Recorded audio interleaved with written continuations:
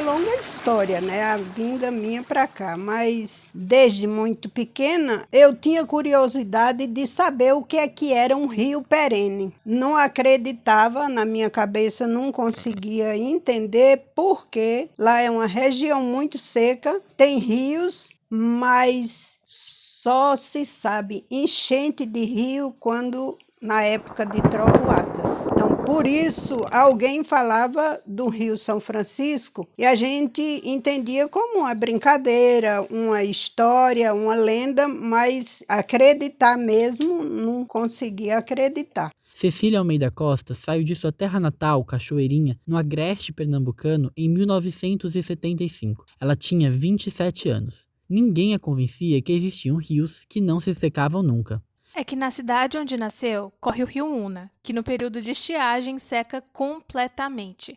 Ao chegar em Correntina, no oeste da Bahia, e ver água correndo durante o ano todo, ela se espantou. Fiquei muito, assim, fora do chão mesmo, né? Vi tanta água. Por estar no sertão nordestino, o Cerrado Baiano é associado erroneamente à seca, mas a fartura de água da região está ameaçada pela expansão desenfreada do agronegócio. Nos últimos 30 anos, inúmeros riachos de Correntina morreram. Isso desencadeou episódios que ficaram conhecidos como a Guerra da Água. Você vai ouvir agora como o agronegócio ameaça a conservação do bioma e a subsistência de comunidades tradicionais no Cerrado Baiano, e também a luta dos moradores de Correntina para preservar as águas. Eu sou Leonardo Lima. E eu sou Luísa Carvalho. Essa é a reportagem Guerra da Água.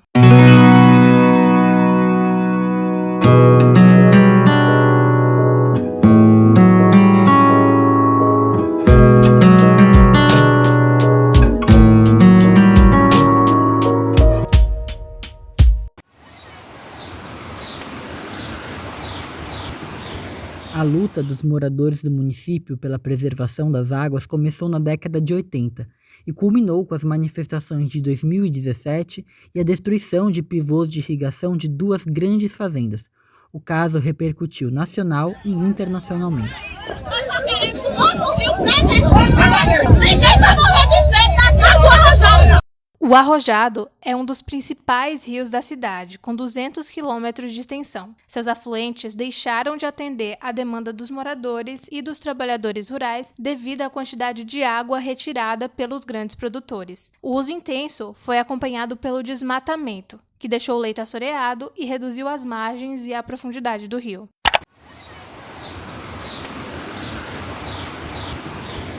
No Cerrado nasce a maioria dos rios que abastecem as principais bacias hidrográficas brasileiras. Seus solos têm raízes profundas, como se fosse uma floresta invertida, e isso ajuda na captação da água da chuva, que infiltra na terra com mais facilidade. Marcos Beltrão é militante ambiental e documentarista. Seus pais são de uma comunidade de fundo e fecho de pasto, que é um grupo que cria animais soltos em áreas de uso comum, conhecidas como gerais. A importância da preservação do bioma sempre foi clara para ele. A questão do cerrado é a questão de segurança nacional. Se você tiver o cerrado preservado, as bacias hidrográficas vai garantir a água, porque não adianta a água da chuva da Amazonas chegar aqui no cerrado, bater numa lavoura de soja que está o solo impermeável, correr para o rio, evaporar e no período de seca não ter água. É isso que está acontecendo. A água da Amazonas, os rios voadores estão descarregando aqui no oeste, mas o principal é que não tem mais área de infiltração. Embaixo da cidade de Correntina fica o aquífero Urucuia, um dos maiores do Brasil. Vários rios do país dependem dele. O Urucuia abrange 6 estados e 80% dele está no oeste da Bahia. Mas o agronegócio também traz sérias consequências para o aquífero e para quem depende dele. Segundo a promotora regional ambiental Luciana Cury, a ação de grandes produtores tem causado a diminuição de sua água. E isso também é agravado pelos problemas de gestão das águas. Nós temos muitos problemas de gestão. A Política Nacional de Recursos Hídricos, ela tem aí a previsão de uma série de instrumentos de gestão e a nossa política estadual também. E muitos dos instrumentos de gestão na Bacia do São Francisco não foram ainda implementados. Para se ter ideia do pouco controle feito pelo Estado e pelo Poder Legislativo, Antes de 2019, as outorgas do uso de água concedidas pelo INEMA, que é o órgão do governo estadual responsável pelos recursos hídricos, sequer tinham fiscalização por hidrômetro para medir se o que estava sendo retirado era o total permitido. Quando o INEMA lançou uma portaria exigindo monitoramento, deputados estaduais da bancada do agronegócio protestaram que isso poderia ser indício de futuras cobranças para o setor. A fiscalização seria feita em poços tubulares, que puxam a água diretamente do lençol freático para uso nas fazendas. Um dos congressistas que participou das discussões foi Eduardo Salles, do Partido Progressista. Na campanha de 2014, o então candidato recebeu R$20 mil de doação de Nelson Igarashi, dono do Grupo Igarashi. Essa é uma das empresas que pega água lá no Rio Arrojado, mas segura que vamos falar dela mais adiante.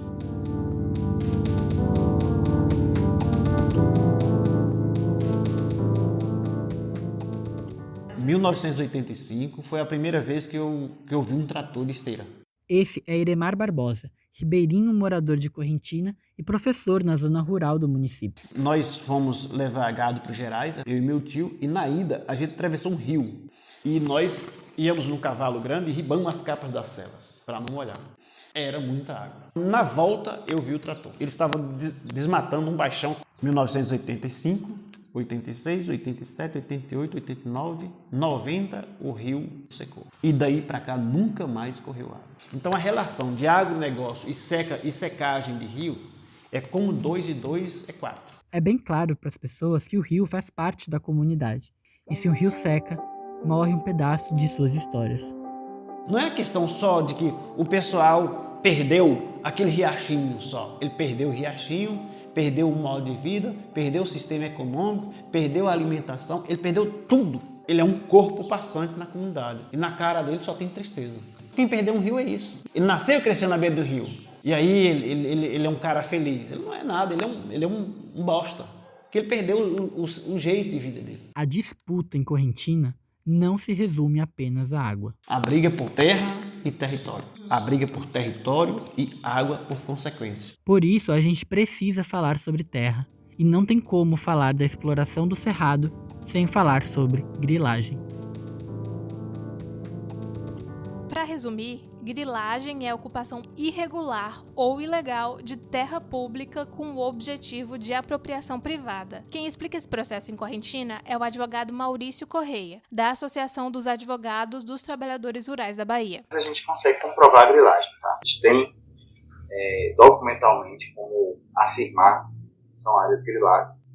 Você tem grilagens históricas ali no município. Uma delas é a matrícula 2280, uma grilagem que começou ali nos anos 80 e que alcança cifras, provavelmente a estimativa de 1.200.000 hectares de terras que teriam sido apropriadas com base nessa matrícula. No fim, uma coisa está relacionada à outra. Então, se a gente tem primeiro a grilagem, depois tem o desmatamento e aí depois você vai ter o efeito desse desmatamento nas áreas. Esse é mais ou menos o ciclo ali do que aconteceu na região, principalmente dos anos 80 para cá. Foi muito violenta a grilagem naquele período. Cecília de volta. Teve municípios aqui na região oeste que foi tomado totalmente. E Correntina, se não tivesse tido uma reação assim, da noite por dia, de algumas lideranças, moradores que levantaram a voz, Correntina estava ameaçada até a sede do município ser tomada. Isso deixou o povo um pouco com duas coisas: com medo de perder e, de certa forma, assim, um tanto quanto vigilante. E aí, com essa vinda desse que é o agronegócio, né? Era grandes empresas. A primeira coisa que foi um impacto grande que me dói na alma até hoje foram as grandes queimadas. As queimadas eram feitas com o intuito de renovar a terra e aconteceram principalmente nos locais de fundo e fecho de pasto. As pessoas que ocupam essa região do Cerrado estão lá há mais de 300 anos e desenvolveram um modo de vida bastante integrado ao bioma. Fazem o pastoreio e a criação de gado de forma coletiva, colhem e plantam frutos medicinais. Elas são importantes guardiãs do território.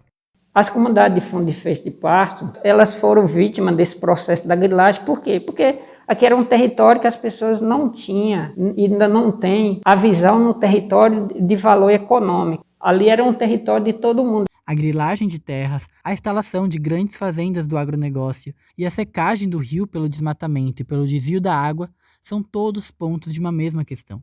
Isso tudo colocou as comunidades tradicionais de Correntina em risco e fez com que começasse a resistência. Com a grilagem intensificada no final dos anos 70, geraizeiros e ribeirinhos que reagiam lutando contra a apropriação daquelas terras e águas eram constantemente ameaçados e, em alguns casos, mortos.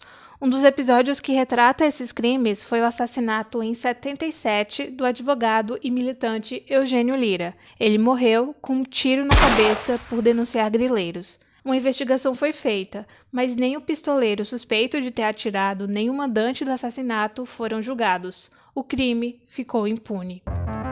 Em 2000, aconteceu o primeiro protesto de repercussão nacional. Naquele ano, 2 fazendeiros desviaram água do rio Arrojado por um canal construído ilegalmente. Manifestantes fecharam o desvio usando pás e enxadas. No mesmo ano, foi registrada a morte de 17 riachos em Correntina. Um velório foi feito pelas encomendadeiras de almas à beira dos rios mortos para chamar a atenção ao problema. O grupo de mulheres religiosas que oram por mortos nos enterros rezou pelo espírito dos cursos d'água extintos.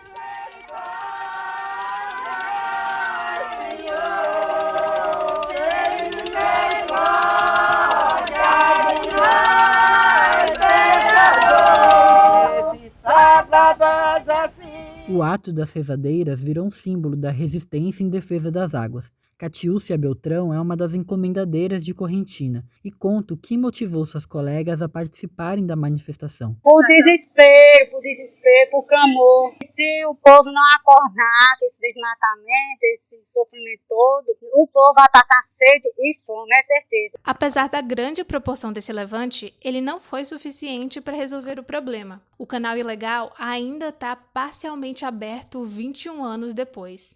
E além disso, de 2002 a 2008, Correntina perdeu cerca de 10% de sua vegetação. Foi o terceiro município mais desmatado de todo o Cerrado. Os protestos continuaram, mas em menor escala. Um dos mais significativos ocorreu em 2009.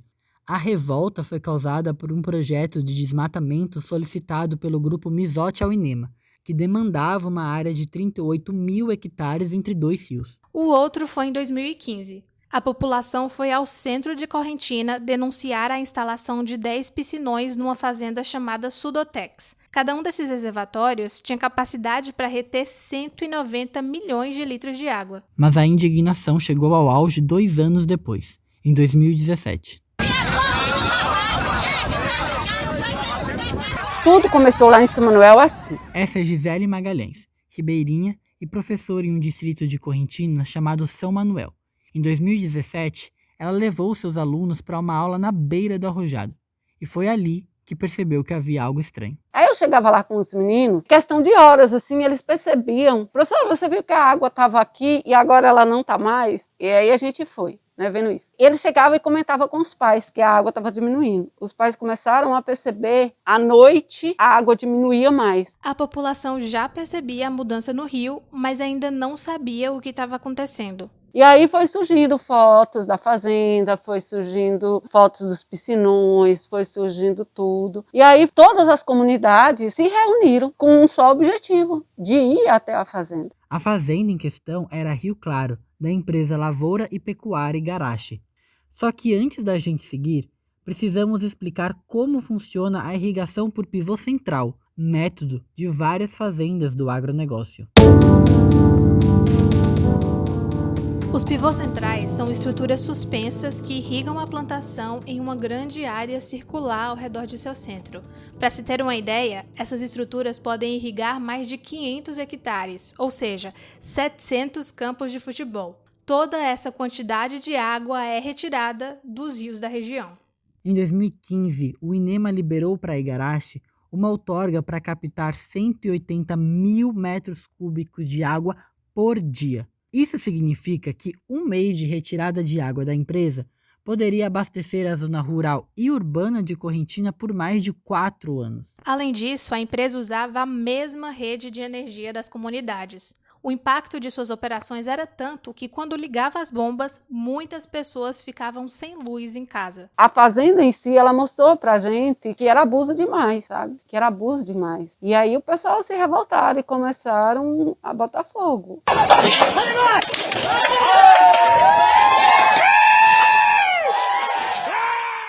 A ocupação na Igarashi aconteceu no dia 2 de novembro de 2017. Numa quinta-feira bem cedo, 600 pessoas de Correntina seguiram em direção à fazenda. Lá, manifestantes quebraram tratores, equipamentos hidráulicos e pivôs. Um grupo, inclusive, entrou na propriedade vizinha de mesmo dono, a Fazenda Curitiba. Em nota divulgada à época, a empresa chamou a reação de vandalismo e disse que não tinha, abre aspas, qualquer legitimidade ou justificativa ambiental, fecha aspas. Posteriormente, informou que o prejuízo da empresa foi de 50 milhões de reais. Hoje, 4 anos depois, a Igarashi se recusa a falar sobre o assunto. 9 dias depois da ocupação, em 11 de novembro de 2017, 10 mil pessoas se reuniram nas ruas de Correntina para apoiar o protesto dos ribeirinhos. Em faixas levantadas pela população, estavam escritas frases como: "Não somos terroristas, somos defensores dos nossos rios. Vandalismo é acabar com nossos rios em nome da ganância." Moradores, políticos e religiosos discursaram. As ruas principais estavam lotadas. Em nível de comparação, a população de Correntina era de 31 mil pessoas, segundo o censo de 2010. 1/3 da cidade estava protestando na rua. O dia da manifestação aqui era polícia em todas as esquinas, a gente nunca teve tanta segurança. Iremar também participou dos atos no dia 11. Da polícia da Bahia só faltou a cavalaria. Esse município foi revirado para caçar lideranças, com mega operações, caçando liderança nesse município. Então a reação do governo do estado da Bahia foi o que há de pior. A polícia foi enviada para a cidade pelo governador Rui Costa, do Partido dos Trabalhadores. Em entrevistas em 2017, ele declarou que o objetivo era saber quem, abre aspas, patrocina os bandos de destruição no Oeste, fecha aspas. A delegacia de Correntina também instaurou inquérito para investigar o protesto nas fazendas da Igarashi. Entre os meses de setembro e outubro de 2021, conversamos com vários moradores da cidade que relataram que parte das pessoas envolvidas na ocupação eram professores, e por isso houve uma forte presença de policiais nas escolas. A secretária de Educação de Correntina na época, Joselita Neves, conta que eles apareciam lá com armas assustando os alunos.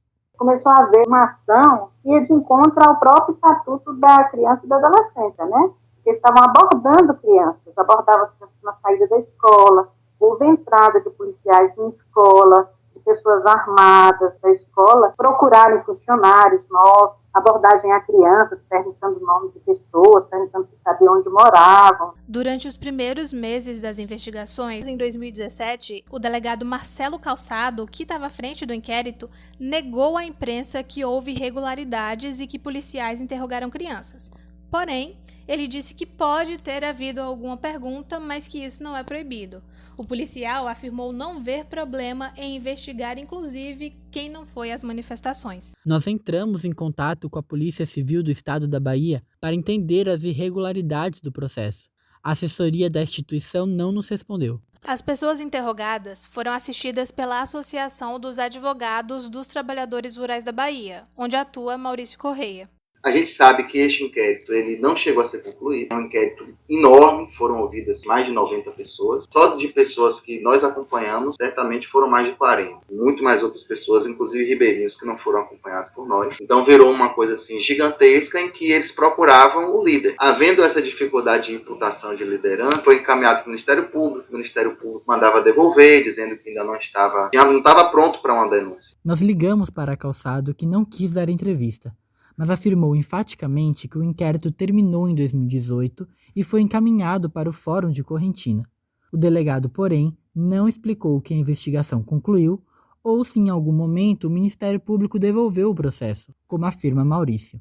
De qualquer forma, a tentativa de encontrar lideranças foi sem sucesso. Não houve acusados. As pessoas que participaram da ocupação a Igarashi afirmaram não ter tido qualquer tipo de financiamento. Para os manifestantes, aconteceu uma convulsão social, do povo pelo povo. O ato foi reflexo da luta pela sobrevivência no Cerrado.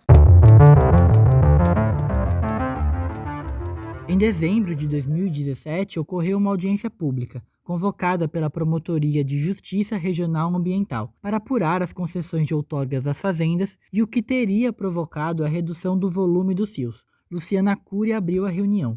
3.000 pessoas, e estava sendo transmitida pelo Facebook, e foi muita gente acessando, eu nunca vi uma audiência pública tão grande, e o povo muito firme, mobilizado, dizendo, nós não queremos, não aceitamos esse agronegócio do jeito que ele está aqui. As principais reivindicações da população eram a criação de leis mais restritivas à ação do agronegócio no Cerrado, a realização de estudos sobre as áreas de recarga do aquífero Urucuia, a revisão das outorgas já concedidas e a não concessão de novos licenciamentos por hora. Depois das manifestações, parecia que a situação ia mudar. A Igarashi deixou de usar a mesma rede de energia das comunidades e aparentava ter diminuído suas operações. Mas isso durou pouco tempo. Em fevereiro de 2018, a empresa anunciou seu retorno na fazenda de Correntina. Foram colocados panfletos embaixo da porta de moradores avisando. Catiúcia foi uma das pessoas que recebeu o anúncio em sua casa. Que reabrir, que eles que alimentavam nós sempre. Aonde? Farinha, rapadura, o porvilho, tudo dentro da roça, não por Igarashi.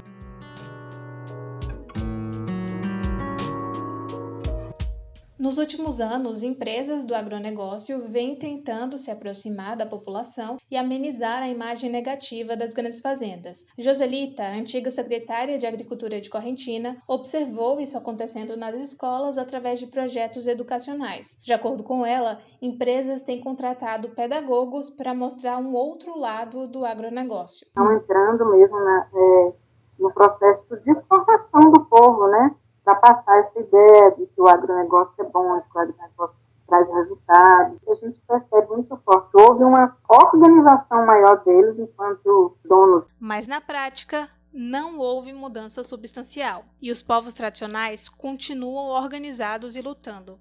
Em novembro de 2021, o coletivo de fundos e fechos de pasto do oeste da Bahia interrompeu um evento da prefeitura destinado à entrega de títulos de terra com cartazes e leitura de nota de repúdio. O momento foi usado para denunciar a omissão do governo municipal diante de ações discriminatórias para a demarcação de terras dos feixeiros. O movimento Sem Cerrado, Sem Água, Sem Vida, palavra de ordem das manifestações de 2017, continua através da associação entre organizações e movimentos sociais não só de Correntina, como de todo o Brasil. A luta das comunidades tradicionais também tem se traduzido em debates feitos com o Ministério Público e autoridades para construir uma ferramenta que garanta o melhor uso dos rios. Uma das demandas era a aprovação do Plano de Recursos Hídricos da Bacia do Rio Corrente, para atualizar os estudos e implementar instrumentos adequados de gestão. A partir dele, será possível saber a quantidade máxima de água que vai poder ser disponibilizada ao agronegócio e fazer uma fiscalização efetiva do processo. Em tese, o plano vai dividir o bolo, né? A ideia é essa, é o Estado fazer a gestão do bem público que é a água. Mas sem plano ou com plano, o modelo que está imposto não vai querer perder poder. O Comitê do Plano da Bacia, do qual Marcos Beltrão faz parte, deliberou há 6 anos que o INEMA só deveria permitir novos licenciamentos após a elaboração do plano. Desde então, o órgão vem ignorando a decisão. Em 2020, o INEMA renovou a outorga da Igarashi e, sem realizar inspeção na fazenda, aumentou de 14 para 20 as horas diárias em que a captação poderia funcionar. E o Estado começou do mesmo jeito que vinha, o agronegócio pedindo água e ele dando água, como se aqui para o Estado não existe ninguém aqui, né? Que é só aqui o oeste, é o vazio daqui da divisa com Goiás até a beira do São Francisco, não existe ninguém, é só agronegócio, na visão do governo do Estado. E com o governo municipal não parece ser diferente. A Secretaria de Meio Ambiente e Recursos Hídricos de Correntina está distante das discussões. Em entrevista, a secretária Regina de Castro afirmou fiscalizar as empresas do agronegócio semanalmente, mas disse não possuir uma lista desses estabelecimentos no município. Em outubro de 2021, o plano da Bacia do Corrente foi aprovado. Apesar das dificuldades, a expectativa é de que ele ajude na resolução do problema.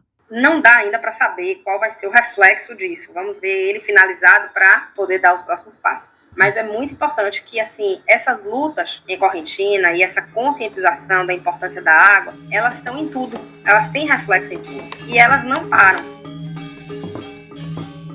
Eu faço minha parte. Amanhã eu vou precisar de água. Se a gente não ficar esperto, eles vão secar. E estão secando. Para Iremar e outros moradores, o cenário atual não é dos mais positivos. A população de Correntina parece estar sempre contando a mesma história. A única certeza é de que enquanto o agronegócio continuar ocupando as terras do Cerrado Baiano sem a regularização adequada do Estado, os conflitos não terminarão. E Catiúcia e as demais encomendadeiras continuarão velando pelos rios mortos.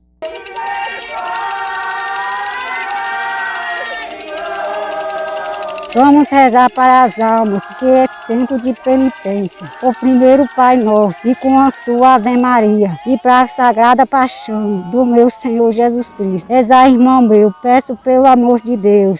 E peço pelo amor de Deus. Eu peço pelo amor de Deus. Este material foi produzido a partir da proposta de pauta vencedora da 13ª edição do Prêmio Jovem Jornalista Fernando Pacheco Jordão, iniciativa do Instituto Vladimir Herzog, desenvolvida no ano de 2021. Foram usados áudios do programa Globo Rural da TV Globo. A edição dessa reportagem foi feita por Luísa Carvalho. A produção e as locuções que você ouviu foram feitas por mim, Leonardo Lima, e por Luísa Carvalho. Nós agradecemos imensamente pelo apoio de Paulo Oliveira e Lívia Vieira, que nos orientaram durante a execução de todo o projeto, e a Maurício Tavares, que nos deu suporte com o áudio. Agradecemos também Miguel e Nena Lessa pelo acolhimento e hospedagem em Correntina, Marcos Carvalho, que nos ajudou ao longo da apuração na cidade, e ao Instituto Vladimir Herzog pela oportunidade e confiança com a pauta. Eu sou Leonardo Lima. Eu sou Luísa Carvalho e a gente fica por aqui. Até mais!